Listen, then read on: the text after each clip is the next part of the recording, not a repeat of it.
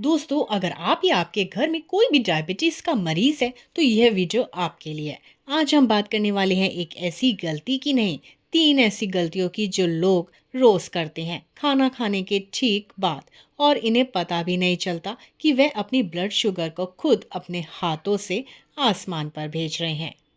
जी हाँ, आज की इस वीडियो में हम बात करेंगे डायबिटीज़ रोगी खाना खाने के तुरंत बाद ये 3 काम कभी भी ना करें।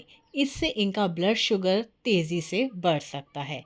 डॉक्टर बताते हैं दवाई लो, परहेज़ करो, लेकिन कोई नहीं बताता कि खाने के बाद के वो 15 से 30 मिनट आपकी सेहत के लिए सबसे खतरनाक होते हैं। आज हम उन्हीं मिनटों की बात करेंगे, तो प्लीज़ इस वीडियो को अभी बंद मत कीजिए, क्योंकि जो इन्फॉर्मेशन आज आप सुनने वाले हैं वह शायद आपने किसी डॉक्टर से भी नहीं सुनी होगी। सबसे पहले मैं आपसे एक सवाल पूछना चाहती हूँ। क्या आपने कभी ये महसूस किया है कि आपने खाना बिल्कुल सही खाया, दवाई भी ली, फिर भी जब ब्लड शुगर चेक की तो वह बढ़ी हुई थी और आप सोचने लगे कि आखिर हुआ क्या? तो जान लीजिए, अक्सर गलती खाने में नहीं होती, गलती होती है खाने के बाद की उन आदतों में जिन्हें हम बिल्कुल नॉर्मल समझते हैं। आज की इस वीडियो में हम उन्हीं 3 आदतों को एक-एक करके तोड़ेंगे, समझाएंगे और आपको बताएंगे कि इनकी जगह आपको क्या करना चाहिए। लेकिन उससे पहले अगर आप पहली बार हमारे चैनल पर आए हैं तो अभी सब्सक्राइब का बटन दबा दीजिए और बेल आइकन ज़रूर दबाएं। बात करते हैं सबसे पहली गलती, खाना खाने के तुरंत बाद लेट जाना या सो जाना। खाना खाने के तुरंत बाद लेट जाना या सो जाना एक आम गलती है। यह गलती इतनी आम है कि लोग इसे आदत नहीं बल्कि आराम समझते हैं। खाना खाया, बिस्तर पर लेट गए, थोड़ी देर में नींद आ गई। लेकिन जानते हैं इस आदत से आपके शरीर के अंदर क्या होता है? जब आप खाना खाते हैं तो आपका शरीर उस खाने को पचाने की प्रक्रिया शुरू करता है। इस प्रक्रिया में आपका पैंक्रियास इंसुलिन रिलीज करता है ताकि खाने में मौजूद ग्लूकोज को सेल्स तक पहुंचाया जा सके। यह एक नॉर्मल और ज़रूरी प्रक्रिया है, लेकिन एक डायबिटीज़ के मरीज़ में यह प्रक्रिया पहले से ही कमज़ोर होती है। या तो इंसुलिन कम बनती है या सेल्स उसे ठीक से यूज़ नहीं कर पाते। अब जब आप खाने के तुरंत बाद लेट जाते हैं तो होता क्या है? नंबर 1, पाचन का धीमा होना। जब आप खड़े होते हैं या बैठे होते हैं तो ग्रेविटी की वजह से खाना आसानी से नीचे की तरफ जाता है और पाचन तेज होता है, लेकिन लेटने पर यह प्रोसेस धीमी पड़ जाता है। नंबर 2, ब्लड शुगर का लंबे समय तक बढ़ना। जब डाइजेशन स्लो होता है तो खाने से निकलने वाला ग्लूकोज धीरे धीरे ब्लड में एब्जॉर्ब होता है और इसका मतलब है कि ब्लड शुगर एक लंबे समय तक एलिवेटेड यानी कि बढ़ा हुआ ही रहता है। नंबर 3, मसल्स का एक्टिव ना होना। लेटने की अवस्था में आपकी मसल्स बिल्कुल काम नहीं कर रही होती। यह बहुत ज़रूरी पॉइंट है, क्योंकि जब आपकी मसल्स एक्टिव होती है तो वह खुद ग्लूकोज को एब्सॉर्ब करती है बिना इंसुलिन की ज़्यादा ज़रूरत के। लेकिन लेटने पर यह नहीं होता। अब सवाल उठता है कि ऐसे में आपको क्या करना चाहिए? खाने के बाद कम से कम 30 मिनट तक लेटे नहीं, बैठे रहें, हल्की बातें करें और थोड़ा सा टहलें। अगर थकान ज़्यादा है तो एक कुर्सी पर सीधे बैठकर थोड़ा आराम करें, लेकिन बिस्तर पर जाने से बचें।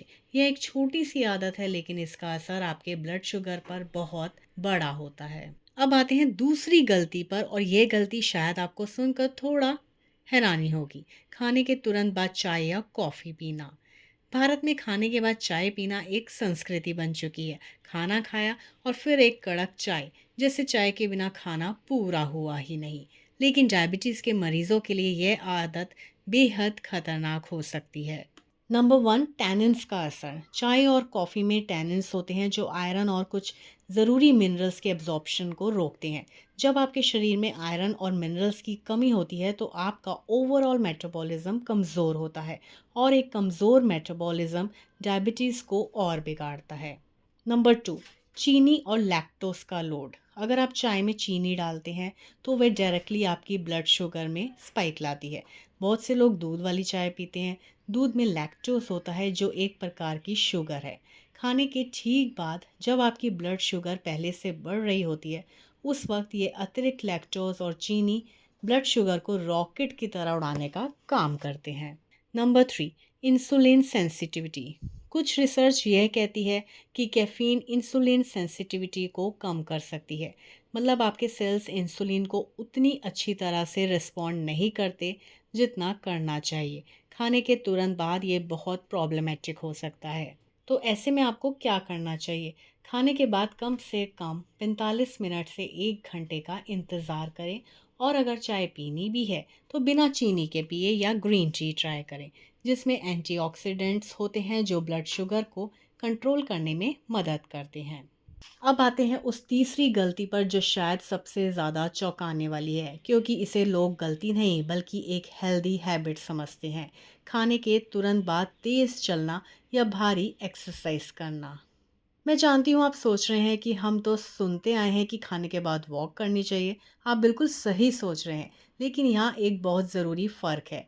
हल्की वॉक यानी धीरे धीरे टहलना खाने के बाद बहुत फ़ायदेमंद है, लेकिन तेज़ वॉक, दौड़ना, जिम जाना या कोई भी इंटेंस एक्सरसाइज खाने के तुरंत बाद करना आपके शरीर के लिए एक बड़ा झटका होता है।